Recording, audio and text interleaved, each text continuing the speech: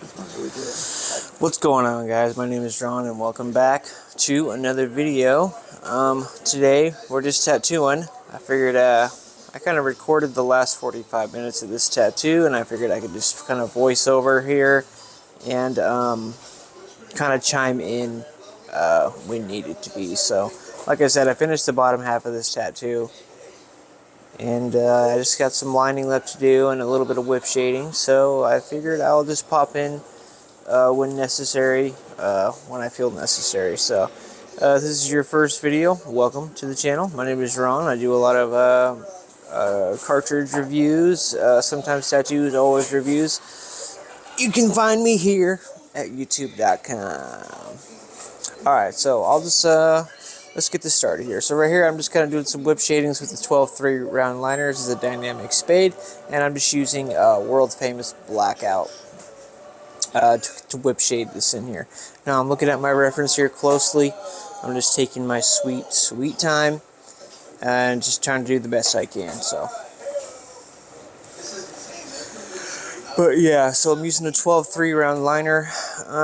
Looking back at this now, I realized that this probably would have worked better with a one-liner, whip shading with a one-liner, or maybe like an 803 or a 1003, excuse me. But you know, you work with what you got. So, and a 1203 is what I had. So, the dynamic spade 1203 is pretty chunky, and that's kind of why I like them. So, the 3 is not the best one. If you ask me, the best spade out there is the 9. The dynamic spade 9 is just cream of the crop. Best nine liner you can get, if you ask me. So I'm doing my best to mimic this. Looking at my reference picture over here, and I thought maybe I can go on with the little dots in the darker spots and then whip it out in the other spots. The first sleeve I did right there did not turn out kind of the way I wanted it to, so I was trying a different approach on the second leaf, and you know, by the time I got up to that third half leaf or fourth leaf, that's kind of off the side of the mushroom, is kind of how I got it to look the way I wanted it to. So, but that's kind of the name of the game here. We just practice until we get it the way we want it, and then we learn better for next time. So, yeah, I'm kind of going into some light pokes there, using my finger as kind of like a guide, not to go too deep.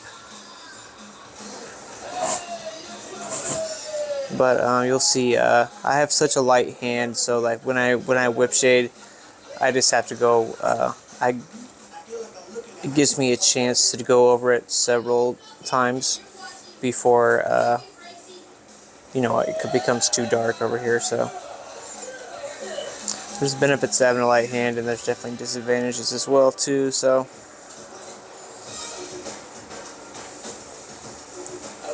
But yeah, this tattoo turned out pretty great. There is some spots that aren't perfect, which I will point those out when we get to them.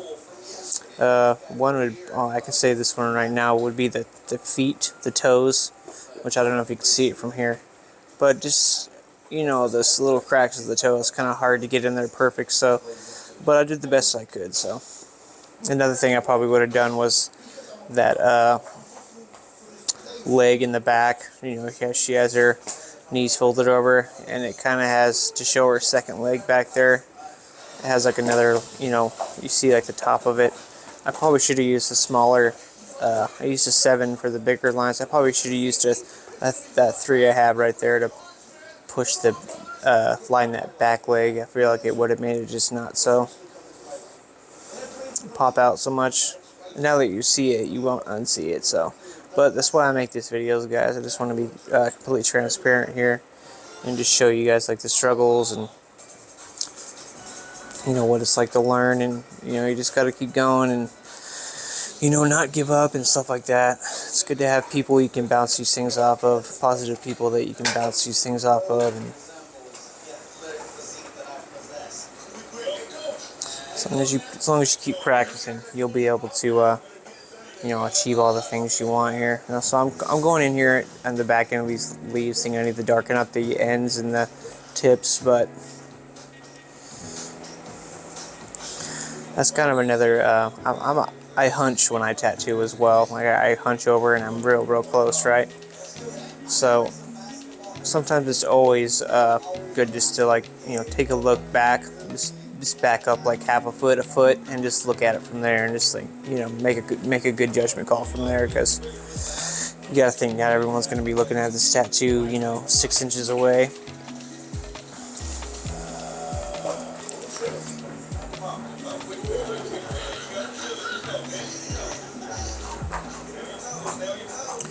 Cool. Well, I'm just whip shading away here. I'm going to chime in here in a little bit when I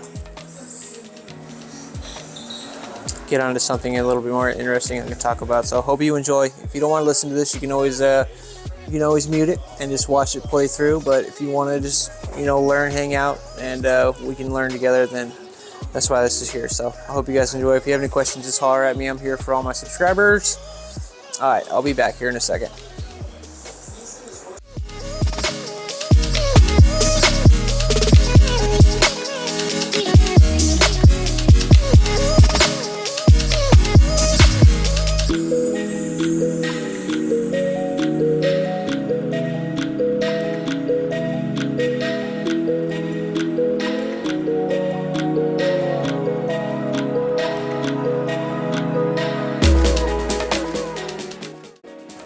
Alright, I'm going to take the time here while my big head's in the way to gush about this armrest that I have, guys. It's the TA large armrest from Armrest Workshop, handmade in Poland. Now, I paid a nice chunk of change for this, guys, but it has just been an absolute game changer. I can just lay on this thing like it's a table. I have it wrapped, of course, as you can see, and it's just steadied my hand so much. Before, I was using this $40 Amazon armrest, you know what I mean? That's just like the size of a it's like a foot tall and 6 inches wide, and it's like all I could fit on there was the person's arm. So it's like I was balancing my hand on whoever's arm, and it's just having this thing to lean on is just so it's been such a help. You know what I mean? You can see I'm leaning my arms on there while I'm just doing my work. So, and it's just been so awesome. So, save your money, invest in a good armrest. I know there's a couple shops out there, but I can say that when I ordered this thing, it was shipped from Poland and at my front door in 3 days. So, if you want it, need it now, excellent choice. They're always offering free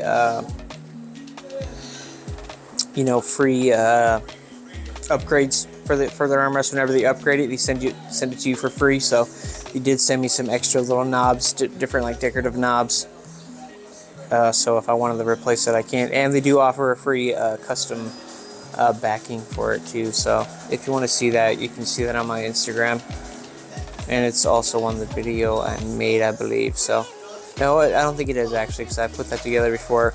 They sent it to me separately. So. But yeah, while I'm here, I'll plug my Instagram, guys. Follow me on Instagram. It's Captain CAPT_Ron_Inc_XP. Yeah, I'd love to see you over there. Followers are surely but slowly growing. But yeah, I post a lot of my artwork on there and stuff. And yeah, love to see you over there. I'll be back here when I get something interesting I think I need to talk about here. Oh, here we go. So I'm using, for the bigger liner, I'm using a Helios Red Label cart. It's a 1207 liner with a long taper. Now I chose a long taper needle here, so that way I can kind of play with the taper and kind of mess with my line weights. So if you give it the full taper, you're going to get the full, the full line weight. But then if you kind of play with it and pull it out a little bit, you can get like a thinner line weight and kind of taper your lines out if you're real careful. So now this is just a standard long taper, so I believe it's like between, 6 millimeters. I don't know, a lot of them are different, but the taper is pretty close to a Police 7. But these are just a lot more higher quality. They're a little expensive, but they do work really well. So Yeah, so here I'm just taking my time. My stencil's not going anywhere. I'm dabbing. There, I'm putting on a little bit of glide, just a little bit. And my big head's in the way here, breaking the focus. Yep. Getting that good stretch on. Now I'm running my Ava EP7 Plus at 7 volts. And this machine it's strong enough to push anything I've been able to throw at it. So it's if it's charged up there, if it's fully charged, it's hitting so strong. But once it gets below like 40 or 35%, is when I start to notice some some inefficiency in here. Here I have my head in the way again, breaking all the focus. I pull a longer line here too, which I would have liked you guys to see, but it's alright. We'll get it in the next one.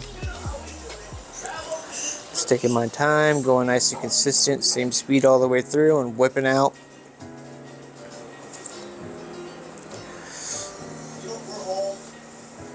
Yeah, another advantage to having this big armrest is, I can move this, if I need to move this person's arm, I can move it around. I don't have to worry about, slide my armrest around. And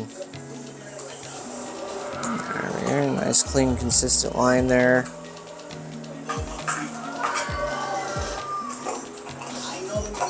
Yep, head's right in the way. So, alright, well, I'll chime in here in a second, guys.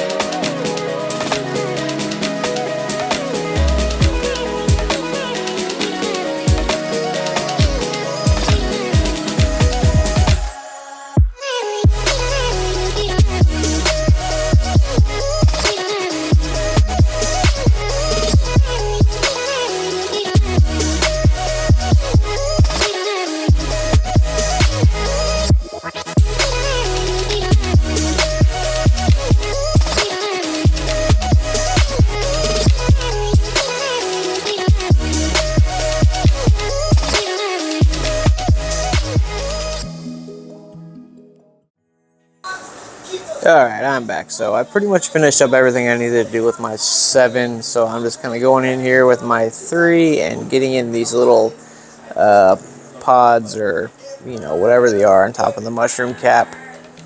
And I'm just doing my slow circles here. Now, kind of getting that circle motion can be kind of tricky, but if you see here, I'm using my other hand to kind of balance and push it out.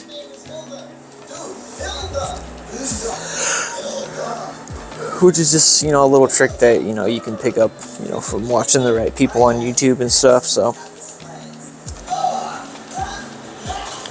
yeah, you want to use all the tools. You want to use all the tools you got to your advantage here. Now, of course, the camera is going to focus on my hat.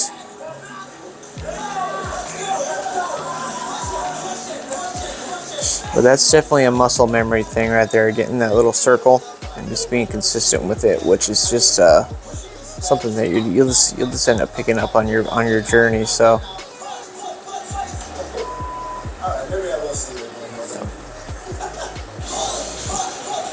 yep, nice. There we go. So here I was thinking I could use this and I could use my other thumb to kind of help push it out around. And honestly right here I should have either washed this cartridge out or changed it out completely, because I'm sure it had some dried ink on there that was kind of disrupting my saturation towards the end here. But the good thing is, this person's always going to be around here so if I need to have her come in and do a touch-up, I can just have her come in and do a touch-up. So no need to sweat any of that nonsense. And that is kind of like the benefit of the position I'm in now. I'm not, sitting in a shop, and I don't have to, I don't have any reason to cut any corners about, making sure everything's wrapped right, or making sure everything's, I get to have the time to make sure that everything is, sanitized properly and wrapped right. I don't have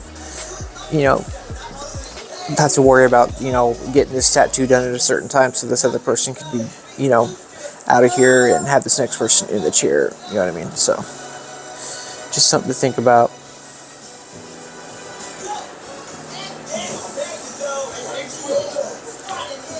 So I guess long story short is, if you're going to do something, make sure you just try to do it right,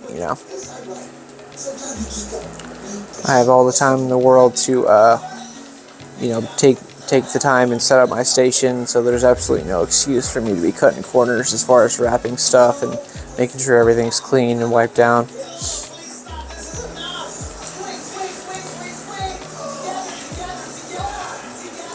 And that is the first thing that a lot of people say when they walk in is about how clean everything is and how everything's wrapped. You want to be that guy that's known for that. The guy that has the clean room and has everything wrapped in plastic, and that's definitely something you want to. Oh, sorry, my dog's trying to have his way with me here. Anyway, so yeah, just something to think about, guys. Hopefully on the next tattoo, I don't record all of them, but if they're definitely going right the way I want them to, I like to try to get in there and record it the best I can, Share the experience with you guys.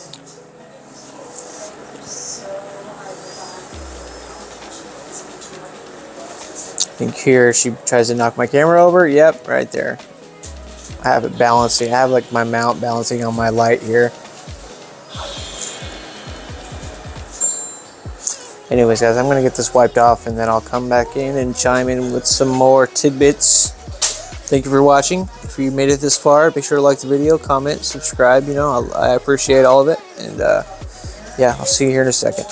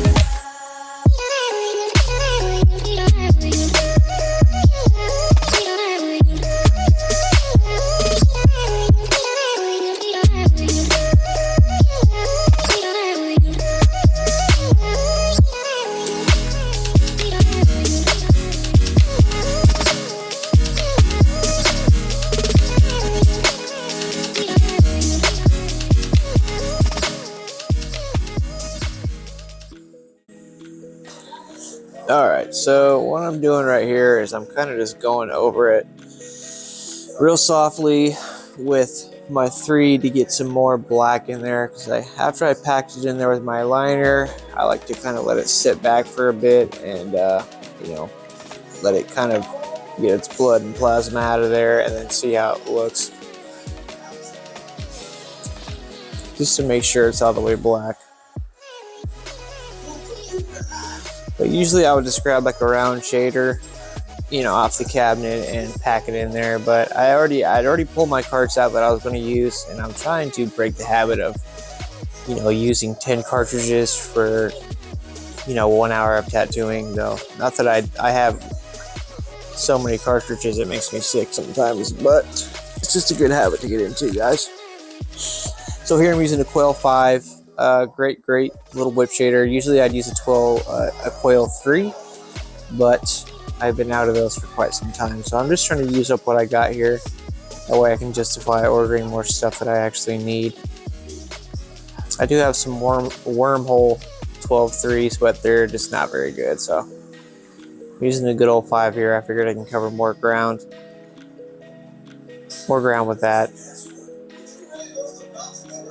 Now I'm just doing my best here to look over at my reference and emulate that to the best of my ability. So we have Quail 5s, pretty solid cartridges. I've been using Quails for a really long time. We're not, you know, as long as I've been doing this, I've pretty much been using Quails. So check them out. So my whip shade game is pretty quick here.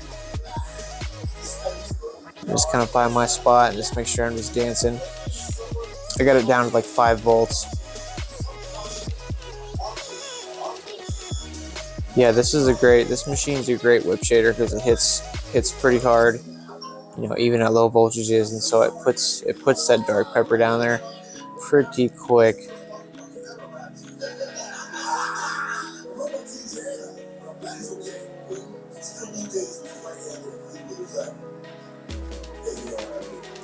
Yeah, whip shading is definitely something that's good to fall back on.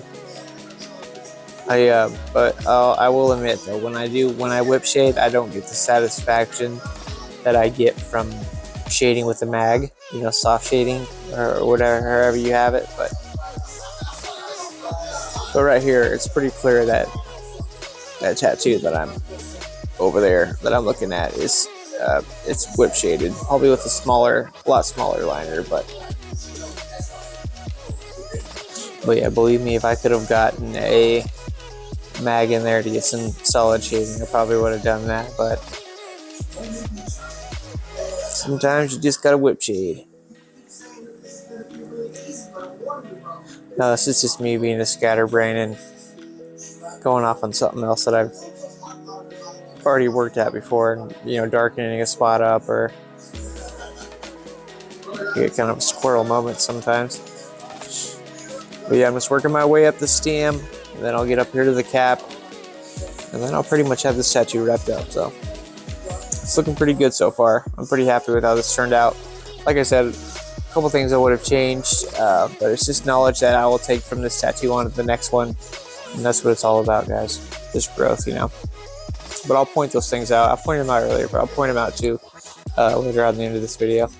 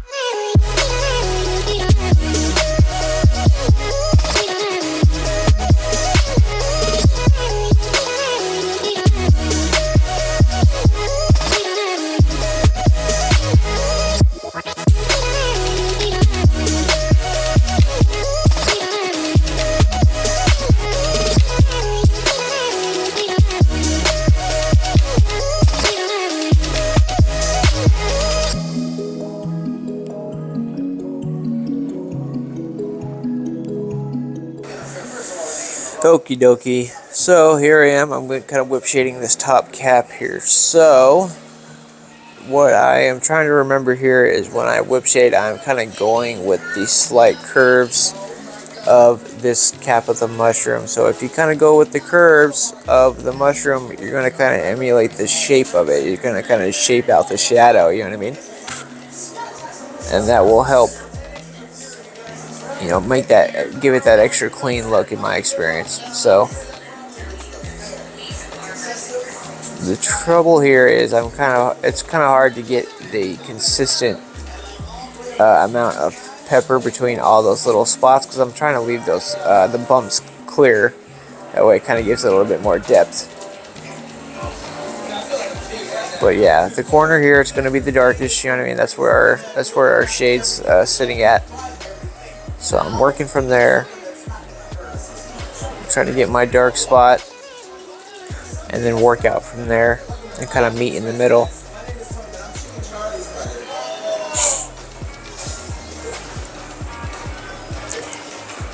So yeah, this is just a good example of just a very few elements coming together and making a pretty clean tattoo. So I'm using a 7, 12, 3, and then a kind of a mixture of a 3 and a 5 to whip shade it, and just black. I did use a medium wash to whip shade the shadows on the little girl and the bottom. But that was pretty much it. So I just wanted to make the shadows on her just a little bit lighter if I could, But yeah, I'm trying my best here to kind of go with the curves. I'm going to kind of leave the top of it unshaded, just to kind of emulate the, that there is light shining on the top of that mushroom. And I like to try to incorporate white highlights and, any chance I get. But right here, I couldn't really see a spot to kind of put in, white and have it come out, looking nice. Doing a little cross hatching in that corner to get a little bit darker.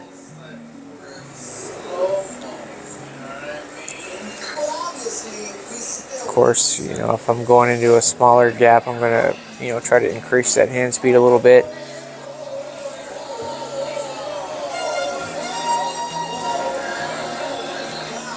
And this is a good thing about whip shading too, is you can just layer it on so slowly. But it will darken up a little bit after you get done with it. But then it, once it heals, it will lighten up a little bit. So as long as we don't get it too dark, because if we get it too dark in one spot, we got to make the rest of it darker. Otherwise, it's going to look funny.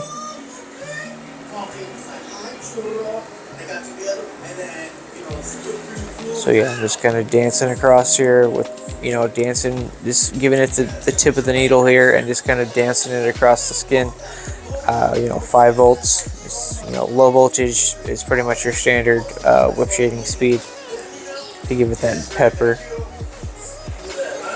A little bit more cross hatching. I want it just a little bit darker. Now, a lot of things, very common thing that I do like to change after I get it done. After I see a tattoo I've done, is that I wish I could make it a little bit more dark. So,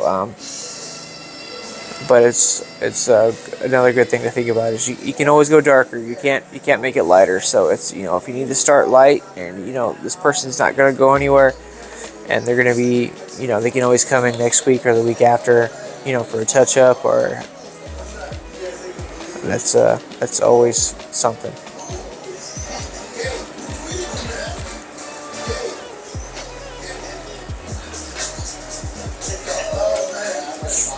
But yeah, just as far as building up these, like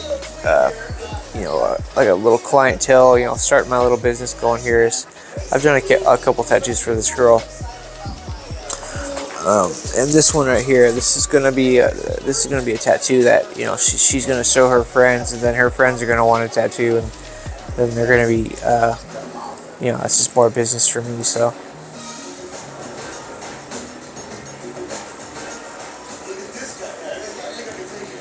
and it's coming out pretty clean. So I'm kind of just giving it like a little updraft here, kind of hitting the bottom edges here, making this a little bit darker to give it a little bit more dimension. Like I said, it was just a little bit. I could go a little bit dark in the spot right here. You kind of be able to see, but didn't let it bother me. I just moved on. So in the picture here, this spot that I'm going in is completely black, but I decided I wanted to give it like a little more of like a shadow pop. So I pretty much made all of it around that little tiny little spot black, or a real dark tone, not completely black, and I kind of left one little spot, you know, light, like a like the sun's reflecting off of it just a little bit. And just little things like that. Putting together little pieces like that will help you carve out a nice tattoo.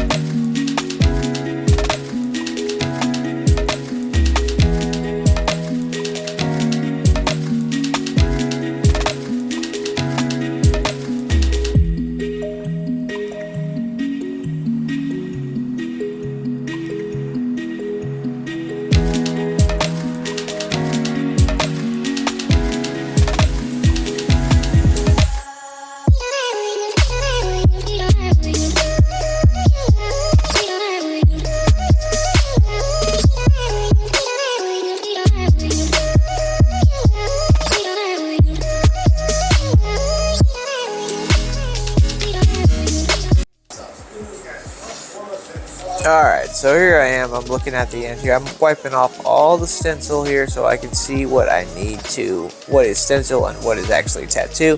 Well, you'll be able to see what I'm talking about here, those legs. If I would have just used a little bit smaller liner on that back leg, I feel like it would have just, because you can really see it now, right? You're like, oh man, it almost looks like a, so I used the 7 twice right there, so it's almost like, you know, if you look back at it, it's like I used a 14. So it's just, you know, it's just stuff like that. It's definitely not a deal breaker, but it's just something that I will take this knowledge with me to my next tattoo.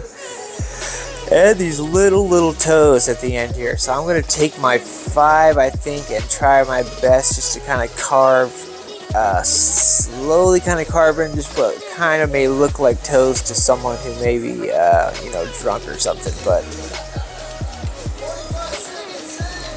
and of course my hat's in the way here, so I'm just being real careful, touching up a little end here. And of course, you know, right where the toes are at is right where her arm turns off dramatically, and so that's kind of where it will break my line. So giving it a good stretch, going real slow, and right from right here it looks pretty good. But yeah, these are just things you want to look for. I'm just being real careful, using my finger as a guide, just giving it just a little bit of a touch, a little schmutz, a little peck. And yeah, so chances are I might be touching this up a little bit later on down the road, but that's fine.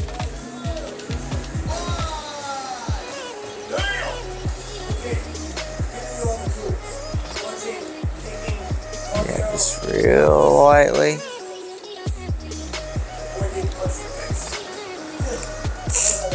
But yeah, cool guys, this was it. I hope this was able to help somebody out. I do enjoy making these. I don't really know what I got coming up next. Maybe another cartridge video. I do have a few more days off, so I'm going to try to take advantage of that to the best of my ability. So probably it'll either be a cartridge video on the Ink Permanent Stinger 12-9 liner, or perhaps the Ava Aqua Curve Mags. I've been using a lot of those for packing color and shading. So yeah, cool. That was it, guys.